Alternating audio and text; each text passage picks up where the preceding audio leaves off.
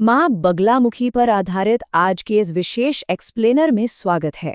आज हम एक ऐसी प्राचीन और रहस्यमयी पौराणिक कथा पर चर्चा करने वाले हैं जिसके भीतर बहुत ही गहरा मनोवैज्ञानिक ज्ञान छिपा है। यह सिर्फ एक देवी की कहानी नहीं है, बल्कि एक ऐसी ऊर्जा का विज्ञान है जो बड़े से बड़े शोर को पूरी तरह शांत कर सकती है। जरा सोचिए, क्या कोई योद्धा बिना एक भी हथियार उठाए कोई बड़ा युद्ध जीत सकता है? सुनने में थोड़ा अजीब लगता है ना?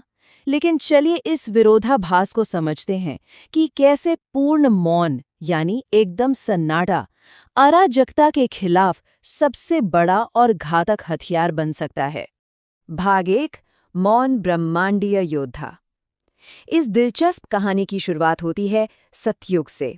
ये वो समय था जब पूरी दुनिया में हाहाकार मचा हुआ था, क्योंकि एक अत्यंत विनाशकारी ब्रह्मांडीय तूफान ने पूरी सृष्टि को निगलने की चेतावनी दे दी थी। हालात इतने खराब थे कि सृष्टि के रचयिता भगवान ब्रह्मा और पालनहार भगवान विष्णु तक घबरा गए थे। एक तरफ था वो प्रलय लाने वाला तूफान जो रुकने का नाम नहीं ले रहा था, और दूसरी तरफ पूर्ण मौन और नियंत्रण की वो शक्ति जिसे पुकारा जाना अभी बाकी था। इस महाविनाश को रोकने का कोई रास्ता न देखकर भगवान विष्णु ने शिव जी की सलाह ली और सौराष्ट्र में हरिद्रा सरोवर के किनारे बैठकर कठोर ध्यान शुरू किया। हरिद्रा का मतलब होता है हल्दी, और इस पवित्र सरोवर का पानी बिल्कुल हल्दी जैसा चमकदार पीला था। यहीं से उस शक्ति का आह्वान होना था। पौराणिक ग्रंथों में इस घटना का सटीक समय भी बताया गया है।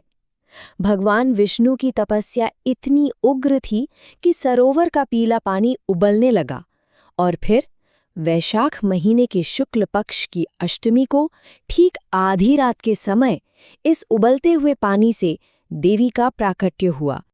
भाग 2, हथियारों जैसी वाणी वाला असुर। अब जरा इस कथा के मुख्य विलन पर नजर डालते हैं। ये कोई ऐसा आम दानव नहीं था जो तलवार या गदा लेकर लड़ता हो। इसकी ताकत बिल्कुल अलग थी। इस असुर का नाम था मदनासुर, और इसे वाक सिद्धि का एक अत्यंत दुर्लभ वरदान मिला हुआ था। सीधे शब्दों में कहें तो इसके मुंह से निकला हर एक शब्द तुरंत सच हो जाता था। मतलब इसकी जीभ ही इसका सबसे बड़ा ब्रह्मास्त्र बन चुकी थी। सिर्फ एक श्राप और कोई भी पत्थर का बन जाए। यहाँ तक कि इंद्र, अग्नि और वरुण जैसे शक्तिशाली देवता भी इसके आगे पूरी तरह से बेबस हो गए थे।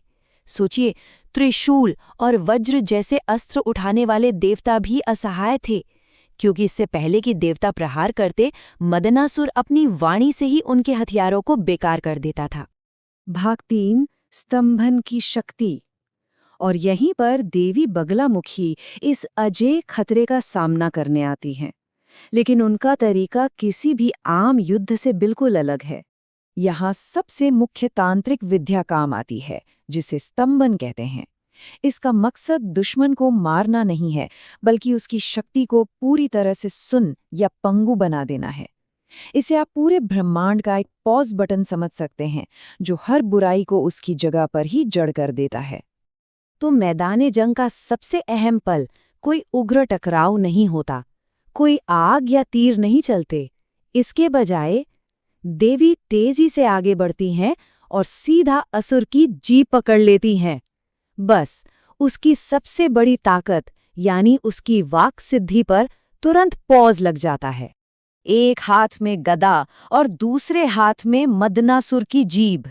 वो कुछ बोलना चाहता है, लेकिन गले से कोई आवाज नहीं निकलती। देवी ने उसी पल विनाशकारी श्रापों को रोक दिया और असुर की नकारात्मक ऊर्जा को उसी पर पलटकर ब्रह्मांड में फिर से शांति स्थापित कर दी। भाग 4, पीले रंग का प्रतीकवाद। चलिए अब बाहरी युद्ध से हटकर उस गहरे मतलब को समझते हैं जो देवी के स्वरूप में बसा है, खासकर उनका वो चमकदार पीला रंग। देवी को पीतांबरा भी कहा जाता है। उनका ये सुनहरा पीला रंग हल्दी की उस गर्मी को दर्शाता है जो शुद्ध करती है। ये प्रकाश और गहरी सौर ऊर्जा का प्रतीक है। आसान शब्दों में ये वो चमक है जो अज्ञान के अंधेरे को हमेशा के लिए खत्म कर देती है। और अगर इसे आज के संदर्भ में देखें तो मदनासुर कोई बाहरी राक्षस नहीं, बल्कि हमारे अपने भीतर चलने वाले तूफानों का प्रतीक है। हमारा अंधा कर देने वाला अहंकार, हमारा अनियंत्रित गुस्सा और बिना सोचे समझे बोले गए वो कड़वे शब्द जो हमारी जिंदगी में तूफान लाते हैं। भाग 5, सरल प्रार्थना और ध्यान। इस पौराणिक कथा को समझना हमारे लिए बहुत काम का है। ये हमें मन को शांत करने और ध्यान के माध्यम से अंदर की शांति खोजने का एक बेहद व्यावहारिक तरीका बताता है।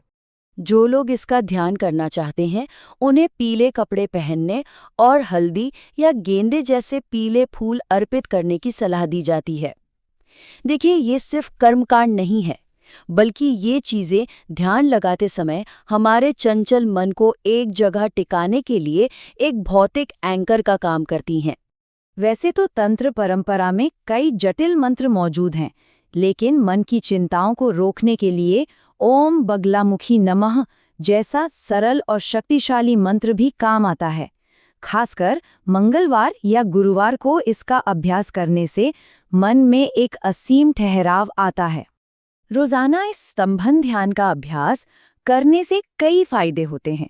अंदर का डर शांत होता है, दिमाग क्लियर होता है और सबसे बड़ी बात, हम जो बोलते हैं उस पर हमारा कंट्रोल आ जाता है। यह आधुनिक जिंदगी के अराजक शोर को पूरी तरह से शांत कर देता है। और इसी के साथ हम इस विश्लेषण के अंत पर आते हैं, जहां यह विचार हमें एक गहरा सत्य दे जाता है। सच्ची शक्ति सबसे जोर से चिल्लाने की क्षमता नहीं है, बल्कि मौन में महारत हासिल करने की ताकत है। तो जरा सोचिए, आज के इस अत्यधिक शोर शराबे वाले दौर में हम अपनी जिंदगी के किस हिस्से में इस स्तंभन या ठहराव का उपयोग कर सकते हैं।